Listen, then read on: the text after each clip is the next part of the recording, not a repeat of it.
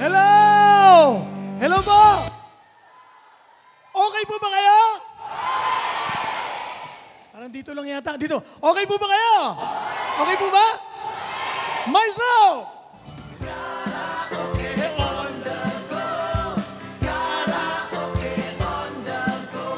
Yeah! Let's go! Let's go! Masaya po kami dahil muli nagbabalik po kami dito sa bayan ng... Ito'y naiiba sa mga dinalahong kong mga event at talagang nakakasiya at nakakatulong talaga sa mga kapwa senior namin.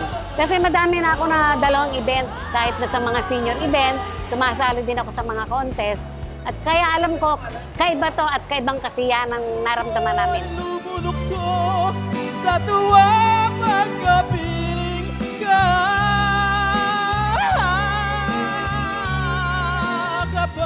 Ito talagang masaya. Nabigyan kami ng kasiyahan ko ng mga senior citizen. Kaya maraming salamat doon sa programa nyo. Sa mga kasama nyo, lahat ng mga staff, marami pong salamat. Allen! Ariel! Rivera! Rivera! Allen Rivera! Ariel Rivera! Say bye, Isabel! 45 seconds! Ngaibang kakaiba po. Kaya po ako'y nagpapasalamat po sa pamumuno ng Luisa, lalo na po kay Eduardo, sapagkat sa pamagitan po niya ay natupad po at naranasan namin ang ganitong kasiyahan.